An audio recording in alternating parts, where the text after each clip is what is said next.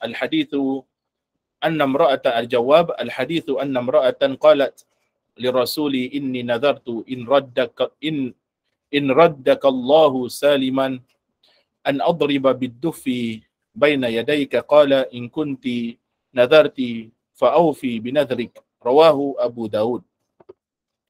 Baik, kata pengarang, apakah dalil yang menunjukkan bahawasanya boleh menggunakan rebana? Rebana kat sini dengan makna kompang lah. Dengan makna kompang, iaitu sejenis alat yang mana alat tersebut diperbuat permukaannya itu daripada kulit. Okay, daripada kulit. Sama ada ia dalam bentuk yang besar atau bentuk yang kecil, ataupun ia dua muka, maka itu dipanggil sebagai duf. Okay, duf ni dia kata nama yang general lah. Kata nama yang general, yang mana ianya boleh digunakan. Okay, berdasarkan kepada hadis Nabi SAW, mafhumnya bahawasanya ada seorang perempuan berkata kepada Rasulullah SAW, sesungguhnya aku telah bernazar untuk memukul rebana ataupun memukul duf di hadapanmu jika Allah mengembalikanmu dalam keadaan selamat. Maka baginda SAW pun bersabda, jika engkau telah bernazar, maka penuhilah nazarmu. Di sini, daripada hadis ini kita faham bahawasanya wanita ini telah bernazar supaya apabila Rasulullah selamat pulang daripada perjalanan baginda SAW dan dalam keadaan selamat, maka wanita ini dia telah bernazar pada dirinya untuk memukul duf.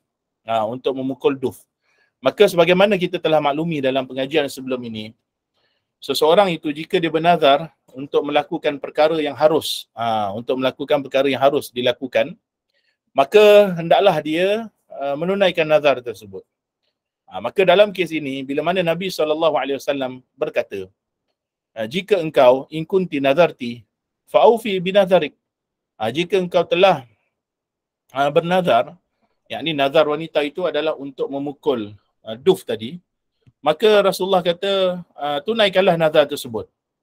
Bila Nabi kata tunaikan nazar tersebut, ini adalah isyarat daripada hadis Nabi bahawasanya perbuatan memukul duf itu, adalah harus, tidak haram.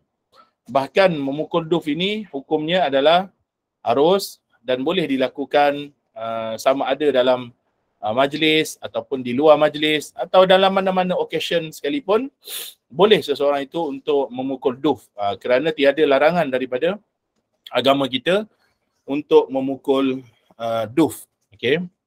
Adapun ada satu alat dalam alat muzik yang mana alat muzik itu haram untuk dipukul. Okay, namanya kalau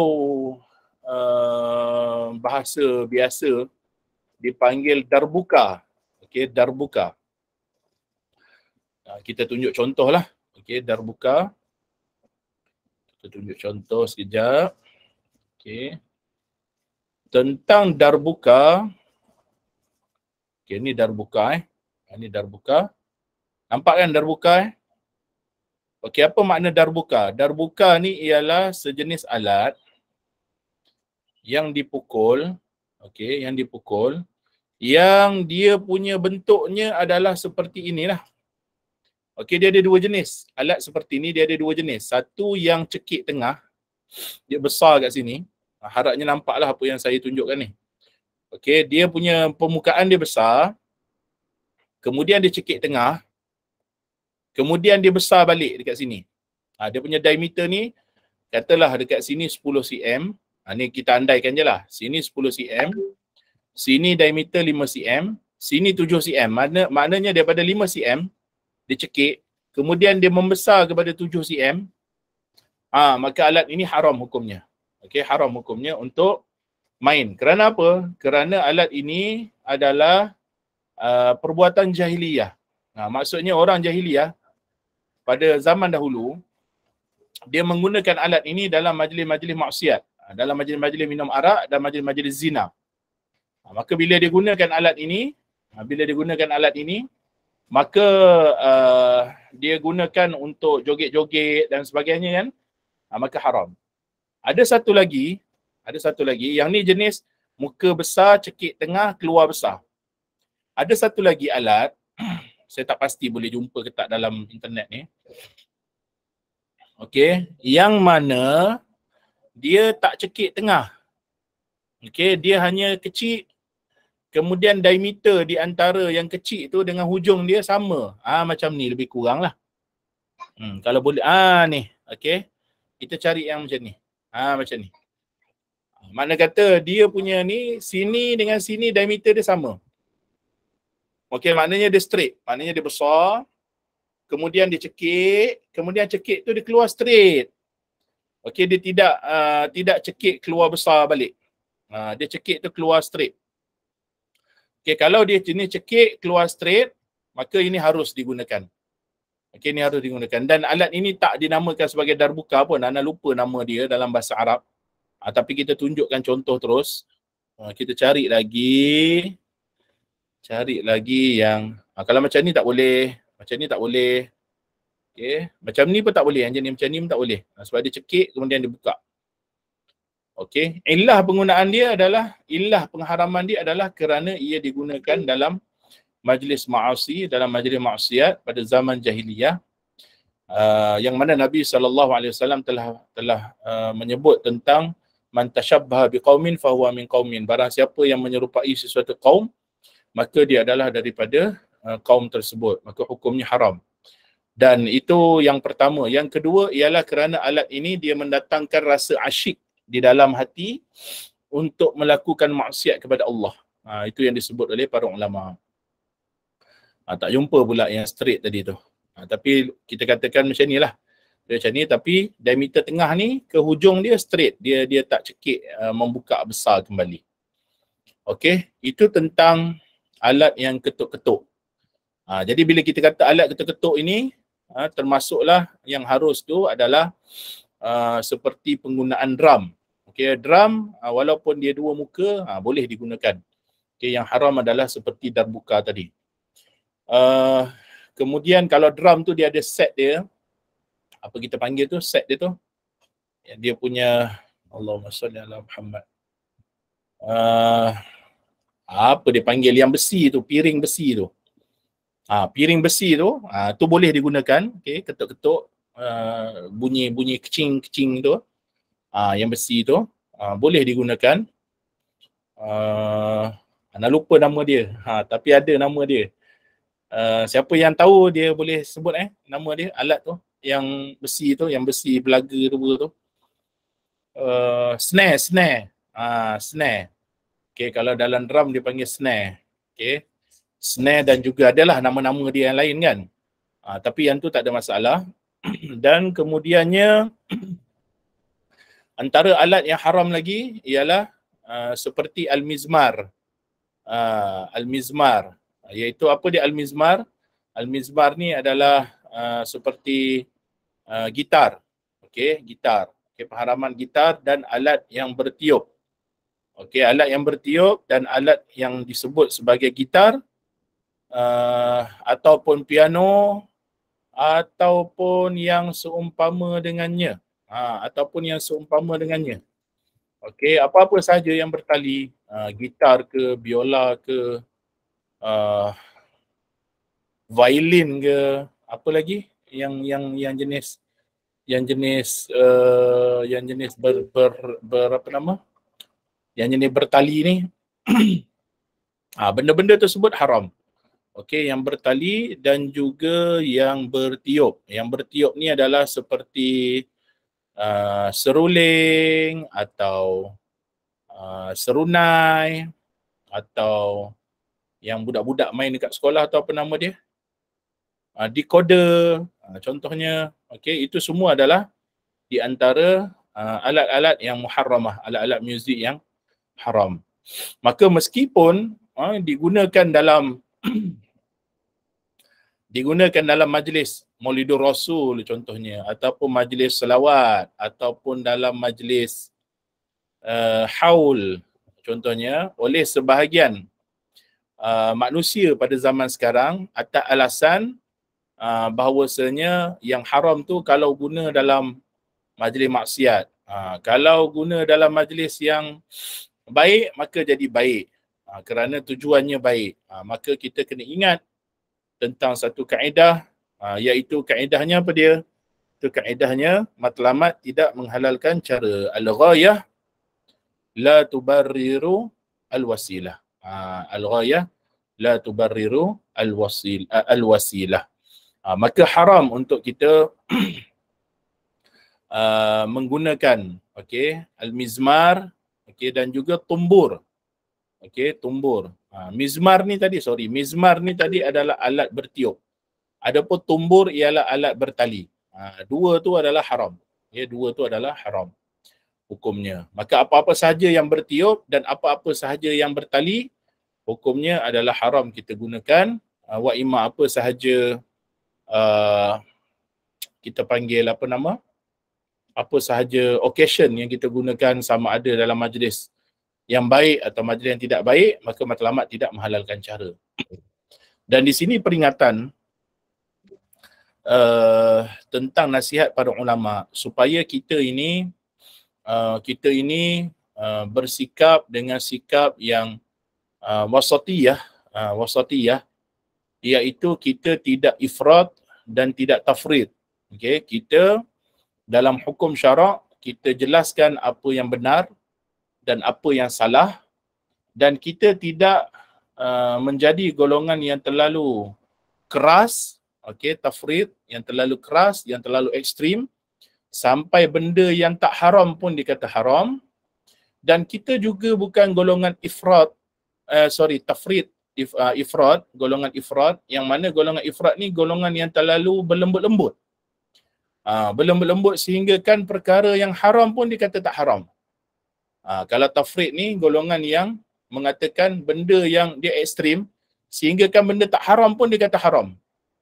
Golongan ifrat pula, benda yang haram dia kata tak haram, benda yang tafrid tadi benda yang ifrat tadi, yang terlalu berlembut ni, benda haram dia kata tak haram.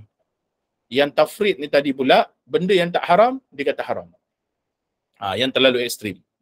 Maka kita tengah-tengah. Sebab tu soalan ni dia datangkan persoalan mengenai duf. Kerana memang ada wujud golongan yang mengharamkan terus semua jenis alat muzik. Semua jenis alat muzik. Maka kita yang berpegang dengan mazhab ahli sunnah, dan kita di Malaysia mengikut mazhab Syafi'i, maka dalam mazhab Syafi'i menjelaskan bahawasanya penggunaan duf adalah harus. Penggunaan duf adalah harus. Manakala penggunaan sesuatu yang bertali dan sesuatu yang bertiup itu adalah haram hukumnya. Jadi guna dan dengar juga haram. Pada hukum asalnya, guna dan dengar juga adalah haram. Maka kita tidak mengharamkan apa yang Allah Ta'ala halalkan, dan kita tidak menghalalkan apa yang Allah Ta'ala haramkan. Jangan jadi seperti golongan yang ifrat dan juga tafrid. Contoh yang guru kami berikan tentang ifrat dan tafrid ni adalah contoh aurat wanita. Aurat wanita. Ada golongan yang terlalu ekstrim sehingga mereka mengatakan bahawasanya wajah wanita itu adalah aurat. Lalu haram buka wajah wanita sewaktu berada di luar rumah. Dan ada juga golongan yang ifrat, yang mana mereka terlalu bermudah-mudahan sehingga mereka kata aurat wanita ni tak ada aurat, maknanya dia boleh buka apa sahaja. Itu adalah hak asasi. Itu contoh ifrat dan tafrid. Kita Ahlussunnah wasatiyah. Apa yang Nabi sebut, kita katakan bahawasanya Nabi membenarkan wajah dan dua tapak tangan itu dibuka di dalam solat maupun di luar solat. Maka itulah pegangan kita, yang kita tidak terlalu ekstrim, seolah-olah nak menunjukkan kita lah yang paling pegang dengan agama, tegas dalam agama, sehingga kan tegas kita tak kena tempat. Jadilah kita golongan yang tafrid, dan janganlah kita terlampau longgar, bermudah-mudahan dalam hukum agama, sehingga kita ini terlalu meringankan hukum hakam hukum hakam syarak. Ada perkara yang benar kita katakan benar, yang salah kita katakan salah. Itulah yang dipanggil sebagai wasatiyah. Wasatiyah ni dia bukannya lembut, itu bukan wasatiyah. Kita dah jelaskan sebelum ni, wasatiyah ialah pertengahan di antara dua kelompok yang ekstrim. Ekstrim dalam ketegasan, ekstrim dalam berlembutan. Maka itulah dia yang kita panggil sebagai al-wasatiyah. Maka begitu juga satu permasalahan yang disebut pada zaman sekarang ialah penggunaan alat muzik yang namanya keyboard. Yang namanya keyboard. Atau seumpama dengannya. Atau seumpama dengan keyboard, alat-alat muzik yang digital. Okey, maka ada dua jenis ataupun ada dua alat yang namanya sama tetapi dia punya kaedah berbeza. Begini, kalau keyboard yang awal-awal sewaktu keyboard itu dicipta dan direka, maka keyboard itu dia generate bunyi itu daripada bunyi asal. Maksudnya keyboard dia buat dalam bentuk recorder, maknanya keyboard tu dia record bunyi. Jadi keyboard ni dia akan record bunyi gitar. Contohnya dia guna key A minor, A major, C dan sebagainya. Maka bunyi-bunyi, not-not bunyi daripada gitar ni dia akan record. Dia dekat treng, trung, treng, dia record bunyi asal daripada gitar. Dan kemudiannya dimasukkan dalam device keyboard ni. Lalu bila kita tekan di keyboard ni mengikut key dia, maka dia akan keluar do, re, mi, fa, sol, la, tido dia tu. Dia akan keluar dia punya bunyi itu daripada bunyi asal. Maknanya bunyi gitar tu bunyi asal gitar. Bukan bunyi yang generated by elektronik ni tadi, bukan. Tapi dia bunyi yang generate daripada bunyi asal gitar. Dia generate daripada bunyi asal piano. Dia generate daripada bunyi asal seruling contohnya. Maka keyboard yang seperti ini kata ulama haram digunakan. Tetapi kalau keyboard itu, sebab keyboard ni pernah jadi satu isu pada tahun, kalau di Malaysia lebih kurang pada tahun 1996, 1997, waktu tu dah start dah satu kumpulan nasyid, kalau tak silap pada zaman tu Brothers lah, kumpulan nasyid Brothers, yang dia mula penggunaan keyboard dalam lagu dia. Maka jadi isu di Malaysia. Tapi ulama sebenarnya dah menjawab dah tentang penggunaan keyboard ni. Adapun keyboard yang jenis kedua, okey, dia punya music itu dia generate digital. Digital tu maksudnya dia daripada elektronik yang electronic generated. Maknanya dia digital created. Dia bukan daripada bunyi asal. Bunyinya seakan sama tapi tak sama. Bunyi dia seakan sama tapi tak sama. Yang ni biasanya geng-geng sound engineering dia tahulah. Dia tahulah maknanya bunyi ni asal, bunyi ni tak asal dan sebagainya. Maka kalau bunyi tu bukan generate daripada bunyi asal, maka dibenarkan. Maka dibenarkan. Ini yang disebut oleh para ulama yang mutakhirin tentang penggunaan keyboard ni tadi. Ala kulli hal, dalam permainan muzik, ada perkara yang syarak benarkan, ada perkara yang syarak tidak benarkan. Maka kita orang yang mengikut ajaran Islam, selayaknya kita ikut neraca syarak, al-halalu bayyin wal haramu bayyin. Yang halal itu jelas dan yang haram itu jelas. Maka kita guna apa yang halal dan kita tinggalkan apa yang haram. Baik, ada soalan? Ustaz? Ya. Kalau macam kan kita guna inna halala bainun, inna harama bainun. Itu kita macam contoh macam saya ada kawan-kawan, saya guna dalil yang itu untuk melarang orang menggunakan gitar, seluring. Adakah saya dikira syahid, Ustaz? Okey. Dia itu yang kita kata tadi tu. Syadid ni, apa makna syadid? Dia syadid ni ialah orang yang wasatiyah. Syadid dalam kebenaran orang yang wasatiyah. Dia jangan jadi mutasyaddid. Dia ada beza. Syadid dengan mutasyaddid. Mutasyaddid ni dia perasan dia tu syadid. Dia macam golongan yang tafrid tadi. Okey.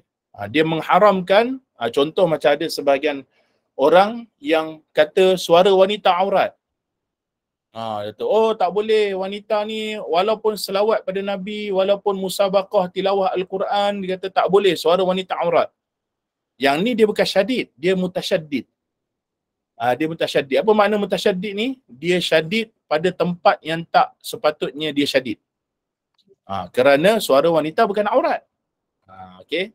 Tapi orang yang syadid ialah orang yang berpegang teguh al-mutamassiku bi sunnatin Nabi. Orang yang syadid ialah orang syadid ni maknanya syadid yang dibenarkan oleh syarak. Ialah orang yang mutamassik bi sunnatin Nabi. Orang yang berpegang dengan sunnah Nabi, yang berpegang dengan hukum syarak. Iaitu orang yang dia kuat berpegang teguh. Itu syadid ni maknanya kuat, yang berpegang teguh dengan ajaran syarak. Maknanya kalau benda haram dia kata haram, kalau benda harus dia kata harus. Bukanlah orang yang syadid itu ialah benda yang tak haram dia kata haram. Itu bukan orang syadid, itu mutasyaddid. Kita kena bezakan. Sebab tu kita bagi tadi tentang ta'rifan ifrat dengan tafrid. Ada orang dia ifrat, dia terlalu bertegas sehingga dia tegas itu tidak bertepatan dengan syarak. Adapun ada orang yang berlembut-lembut sehingga lembutnya itu bercanggah dengan syarak. Islam tidak begitu. Kalau dalam pengajian semalam, guru kami menceritakan tentang masalah hukum wanita memakai wangian. Hukum wanita memakai wangian. Maka dalam syariat kita, hukumnya adalah makruh. Adalah makruh, bukan haram. Untuk seorang wanita memakai wangian dan dia keluar daripada rumah, yang mana bila dia keluar rumah dia tahu bahawasanya pasti akan ada orang-orang yang akan menghidu bau wangiannya. Hukumnya makruh. Makruh kerana dalam hadis Nabi SAW, Nabi sebut tentang wanita yang keluar dari rumah memakai minyak wangi dengan niat untuk membuat fitnah. Iaitu membuat fitnah maksudnya apa? Dengan niat untuk seduce, untuk tarik orang buat zina dengan dia atau buat maksiat dengannya. Kalau begitu hukumnya haram. Tapi semata-mata memakai minyak wangi itu hukumnya makruh. Itu hukumnya makruh. Dan bila kita sebut makruh, bukan kita suruh orang pakai minyak wangi. Hukum syarak bila sebut makruh maknanya lebih baik ditinggalkan. Siapa yang meninggalkannya kerana Allah dia dapat pahala. Siapa meninggalkannya kerana Allah dia dapat pahala. Tetapi jika dia memakainya, maka kita tidak kata awak telah berdosa. Apa makna makruh? Makruh ni maknanya orang yang membuatnya dia tidak wajib taubat. Yang wajib taubat ialah bila kita buat perkara yang haram. Itu wajib taubat. Jadi ada kelompok yang ekstrim, dia kata tak, pakai minyak wangi bagi wanita haram mutlak. Maknanya orang ni mutasyaddid, dia bukan syadid. Dia mutasyaddid. Hukum wanita memakai minyak wangi keluar dari rumah adalah makruh. Makruh ni maknanya tak ada dosa kalau buat. Kalau dia tinggal lillahi ta'ala, dia dapat pahala. Itu makna makruh. Kecuali pada dalam hadis Nabi tentang Asma yang memakai minyak wangi. Adapun hadis Nabi SAW tentang wanita yang memakai minyak wangi ketika buat safar, pergi haji dan umrah, itu sunat. Itu sunat. Okey, dalam dua keadaan wanita pakai minyak wangi yang dihukumkan sunat ialah ketika dia buat safar untuk haji dan umrah, sebelum dia ihram, dia pakai minyak wangi terlebih dahulu, kemudian baru dia buat ihram, dia niat ihram. Yang tu sunat. Selain daripada tu makruh. Kerana ada juga dalil yang lain yang mana sahabat wanita yang dia pakai minyak wangi, lalu Nabi tegur. Nabi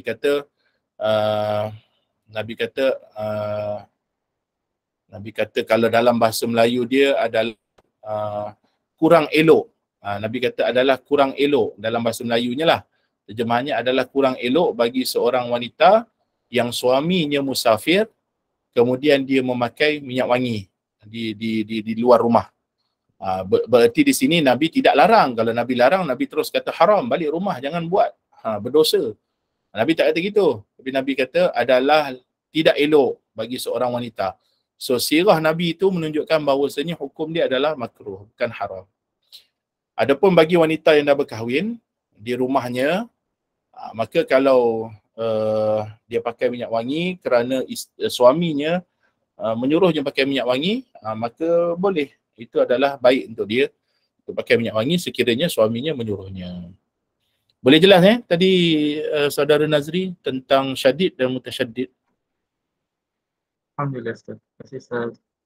Okey, alright. Baik. Kita hari ni saya tak berapa sihat sebenarnya, tekak, batuk. Kita pergi pada soalan yang ke 36. Okay, kita baca ringkas-ringkas, yang mana sebelum ni kita dah syarahkan juga dalam perbahasan kitab Aujaz, tapi kita ulang balik dalam kitab ni insya-Allah. Jadi qala al-musannif rahimahullah, ma huwa awwalul anbiya'i war rusul? Al-jawabu awwalul anbiya'i war rusuli Adamu alaihi salam. Qala ta'ala innallaha astafa Adam, surat Ali Imran. Wa qala Rasulullah sallallahu alaihi wasallam, Adamu faman siwahu minal anbiya'i tahta liwa'i yaumal qiyamah. Rawahu Tirmidzi. Maka kata pengarang, siapakah Nabi dan Rasul yang pertama? Maka jawapannya Nabi dan Rasul yang pertama ialah Adam alaihissalam. Apa dalilnya? Allah Ta'ala berfirman. Mafhumnya sesungguhnya Allah Ta'ala telah istafa Adam, memilih Adam dan Nuh sebagai Nabi dan Rasul. Rasulullah SAW bersabda, mafhumnya maknanya Adam dan selainnya daripada kalangan para nabi berada di bawah panjiku pada hari kiamat. Diriwayatkan oleh At-Tirmidzi. Baik. Kenapa soalan ini dibawa keluar? Kerana golongan Wahabi, mereka tidak meyakini bahawasanya Adam adalah nabi yang pertama. Di sisi mereka, Adam ialah hanya manusia yang pertama tetapi bukan nabi yang pertama. Kerana bagi mereka, pendapat mereka ialah Nabi Nuh adalah nabi yang pertama. Maka di sini akibat daripada kurang faham mereka, maka mereka tidak memahami tentang masalah-masalah yang berlaku, dan mereka tidak faham penggunaan dalil-dalil Al-Quran dan dalil hadis dan juga dalil-dalil logika, logik akal. Kenapa? Kerana apa dalil bahawasanya Adam adalah nabi?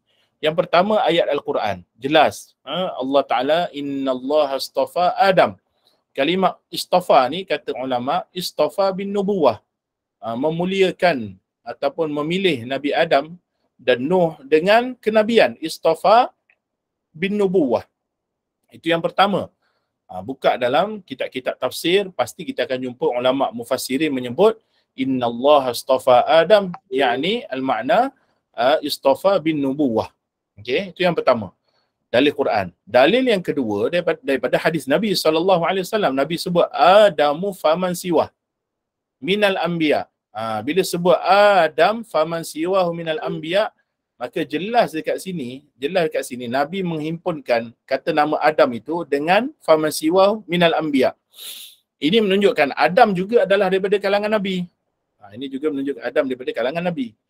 Dan dalil yang ketiga ialah dalil logika, di mana kita faham pada zaman Nabi Adam AS telah pun ada syariat. Contohnya apa? Contohnya syariat perkahwinan. Bagaimana anak-anak Nabi Adam berkahwin? Mereka berkahwin secara silang. Lain perut. Maka Habil kahwin dengan adik Qabil, Qabil kena kahwin dengan adik Habil. Maka daripada mana datang kefahaman ni? Tak mungkin kefahaman ini datang daripada Akal sendiri. Kerana agama, syariat ni bukan daripada akal. Tak mungkin syariat ni, akal kita ni boleh fikir, oh kalau begini kita kena kahwin secara silang. Tidak, akal tidak mampu untuk menjelaskan tata cara syariat sesuatu, melainkan apabila ada syariat, bererti ada wahyu. Siapa yang memerintahkan supaya kalau nak kahwin adik-beradik pada zaman Adam, mesti kahwin secara silang? Siapa yang memerintahkan? Pastinya Allah. Dan bila Allah Ta'ala yang memerintahkan, pasti ada penurunan wahyu. Dan jika ada penurunan wahyu, kepada siapa diturunkan? Nabi. Pasti pada Nabi. Siapakah Nabi pada ketika itu? Sudah pasti Adam AS. Maka Adam itu adalah Nabi. Kerana apa? Kerana ada wujudnya syariat. Wujudnya syariat melazimkan wujudnya wahyu. Wujudnya wahyu melazimkan wujudnya Nabi. Tak mungkin orang yang ada wahyu, dia bukan Nabi. Tak mungkin orang yang ada wahyu bukan Nabi. Maka faham kita, Adam adalah Nabi yang diturunkan syariat kepadanya. Dan perlu kita fahami juga tentang apa yang dimaksudkan dengan awal mutlak dengan awal nisbi. Tak salah kalau kita sebut Nabi Nuh adalah Nabi yang pertama secara nisbi, secara nisbah, bukan secara mutlak. Secara mutlak, secara nisbah ni dua benda yang berbeza. Kalau kita sebut, apakah makhluk pertama yang diciptakan Allah?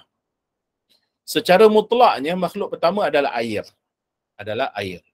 Secara nisbahnya makhluk pertama boleh kita kata Lauhil Mahfuz adalah makhluk pertama. Qalamul A'la makhluk pertama. Arash adalah makhluk pertama. Pertama dekat situ bukan pertama mutlak, tapi pertama nisbi, pertama nisbah. Pertama nisbah. Apa maksud pertama nisbah? Maknanya kalau kita sebut dia yang awal-awal pun tidak menjadi masalah pun. Tapi kalau sebut mutlak, maknanya mestilah yang pertama-tama. Maknanya yang pertama, memang betul dia yang pertama secara mutlak. Jadi kalau kita sebut tentang Nabi, Nabi Adam adalah Nabi pertama secara mutlak. Manakala Nabi Nuh adalah secara nisbi. Begitu juga Nabi Nuh disebut sebagai bapa manusia yang pertama secara nisbi. Adapun Adam adalah bapa manusia pertama secara mutlak. Kenapa? Kerana Nabi Nuh AS, dia adalah Nabi yang pertama diutuskan kepada masyarakat jahiliyah, kepada masyarakat yang musyrik. Sebelum kewafatan Nabi Hud, sebelum kewafatan Nabi Idris, Nabi Idris alaihissalam.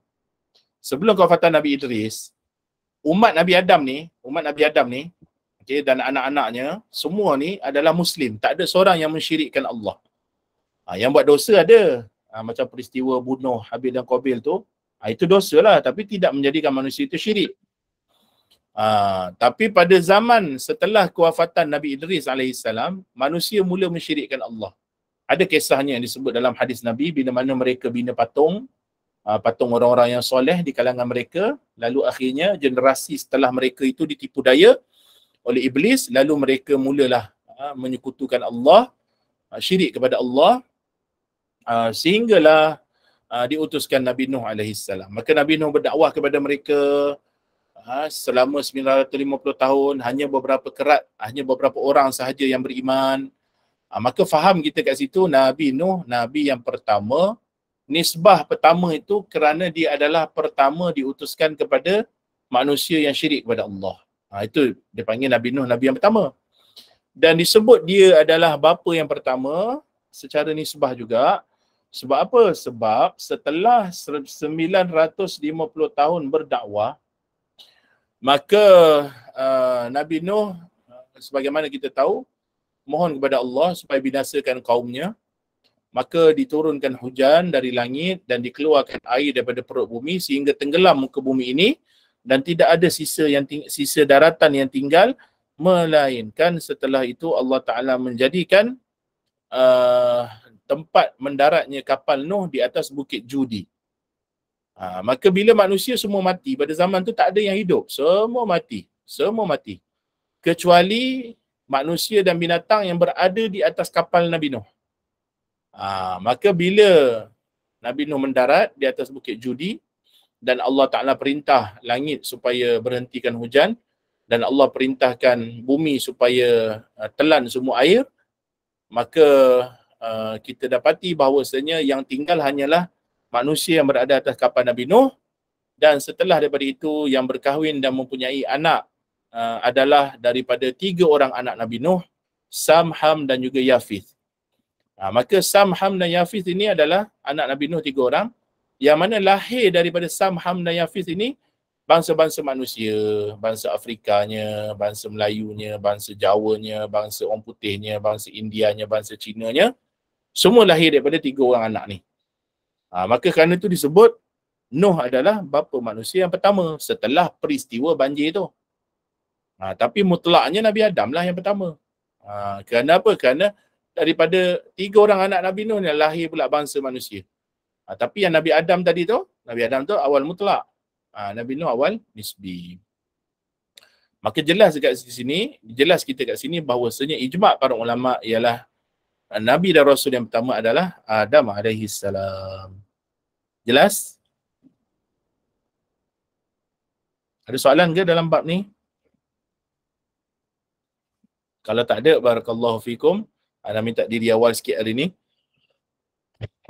Aku liqauli hadza astaghfirullah li wa lakum walil mu'minina wal mu'minat. Alhamdulillahi rabbil alamin wassalatu wassalamu ala asyrafil anbiya'i wal mursalin wa ala alihi wa sahbihi ajma'in. Allahumma ighfir lana dhunubana wa liwalidina warhamhum kama rabbawna shighara waghfir lana wa limasyayikhina wajzihim